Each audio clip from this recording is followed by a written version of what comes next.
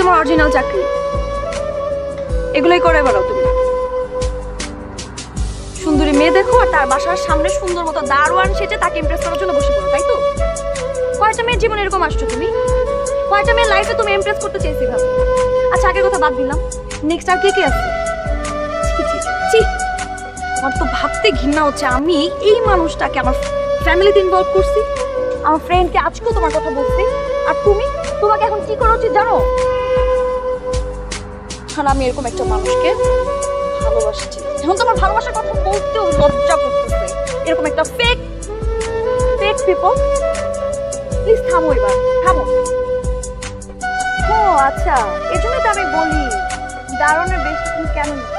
প্রথমে দারুণ বেশ নাও, তারপর তার কাছ থেকে অ্যাটেনশন নাও, তারপর মেয়েটা যখন ইমোশনে জড়ে যায় তখন ছি, আমার ভাবতে লজ্জা লাগতেছে। এরকম একটা মানুষ, তোমাকে আমার দেখতে ইচ্ছা করতেছে না এখন।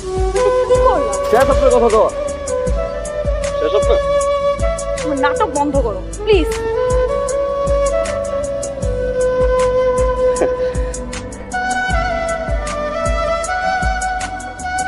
আমি আসলে স্বাধীন চৌধুরী না, আমি খালি স্বাধীন, একজন দারোয়ান, আসলেই দারোয়ান, গ্রামের সহজ সরল একটা পোলা, বাপ নাই, মাছ। জীবনের প্রথম চাকরি করতে ঢাকা আইছিলাম, জীবনের প্রথমবার কাউরে। আমি জানতাম যে আপনি কোনো সময় মানবেন না, একদিন না একদিন তো আপনি জানবেন আমি আসলে স্বাধীন চৌধুরী না, গ্রামের সহজ সরল পোলা স্বাধীন। তখন তো সাইরে যাই, এটাও আমি জানতাম। আমি একজনকেই ভালোবাসি,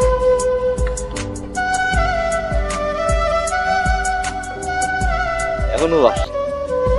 ভুল করছি, আমার আপনার মন নিয়ে খেলা উচিত নয়, কিন্তু ম্যাডাম আমি কিন্তু আপনারই ভালোবাসছি, আমি এখনো বাসি, আমি সারা জীবন আপনার ভালোবাসবো ম্যাডাম। ম্যাডাম আপনি কিন্তু ভালোবাসতে পারবেন, আপনি পারবেন না। কেমনে ম্যাডাম? স্বাধীন চৌধুরী তো এখন স্বাধীন হয়ে গেছে, তাই না? বড় ব্যবসায়ীর পোলা তো এখন দারোয়ান হয়ে গেছে, আপনাদের সমাজ তো আবার মেনে নিবে না। মাফ করে দেন ম্যাডাম, আমার মাফ করে দেন।